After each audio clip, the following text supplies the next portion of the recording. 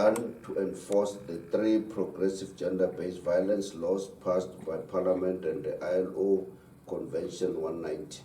In particular, its banning of sex offenders from position of authority and tackling sexual harassment at the workplace.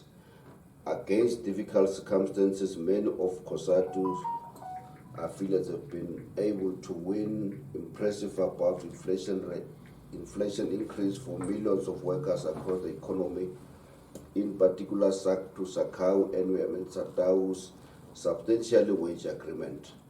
We appreciate the challenges affecting workers also affect the state and employers, but the road to rebuild South Africa needs to be one that includes workers and is not premised upon treating them little better than glorified slaves. Cosatu was founded to provide to leadership to the working class and champion practical solutions to the many challenges they face. We continue to work with our affiliates at Workplace Bargaining Council Industrial Master Plan to remove obstacles to growing the economy and creating jobs. Key socio-economic intervention Cosatu is pushing for in the alliance at NEDLEC and Parliament includes the following: raising the special relief dispensation grant to the food poverty line and linking its recept to skills and employment opportunities, extending the intake of the presidential employment program to 1 million young people by October's midterm budget policy statement and 2 million by the February budget speech. Fast-tracking the 2 port pension reform bills to enable financial struggling workers early access to limited parts of their pension funds. Reduce the 28% of fuel price dedicated to taxes, including intervention to overhaul the road accident fund. Filling public service vacancies, in particular key frontline service, e.g. health, education, and law enforcement. Allocating additional resources to SARS to tackle tax evasion, institute lifestyle audit of the wealthy and increase revenue to fund public service. Providing the necessary support to law enforcement organs to intensify the fight against crime and corruption. Further support to rebuilding ESCOM and ensure reliable and affordable electricity. The Federation and unions operating at Transnet and PRAS are deeply concerned about the state of passengers and freight rail in our ports. If they are not urgently resolved, they pose a threat to millions of workers' jobs, the economy, and physicals.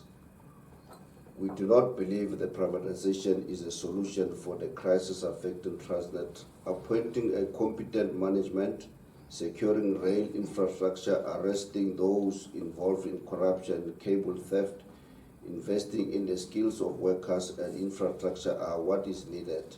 We are engaging government on workers' fears that privatization will lead to retrenchment.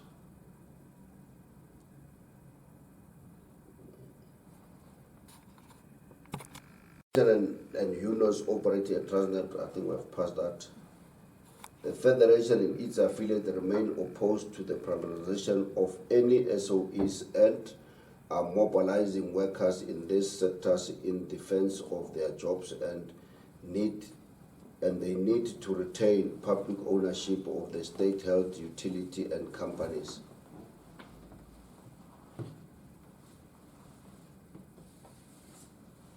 Cosatu continue to push at NEDLEC and Parliament for key progressive bills to be finalized and enacted into law as we enter the final stretch of the sixth administration. Critical bills the Federation is working with government on including the following: the 2 port pension reform bills enabling financial struggling workers early access to limited parts of their pension funds, National Health Insurance Bill ensuring quality and affordable health for all, Expropriation Bill further empowering the state to ensure access to land for all, Companies Amendment Bill requiring companies to disclose their wage gap, financial report and ownership as part of building a more equitable wage market and tackling corruption and money laundering, Public Procurement Bill establishing a single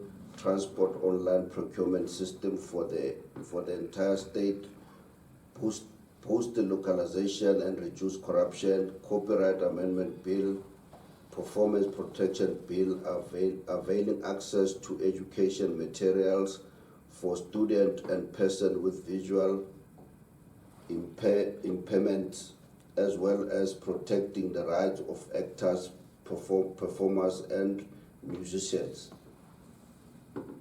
We remain organization guided by the principle of international working class solidarity. We applaud the work done by President Cyril Ramaphosa and government on a very successful BRICS summit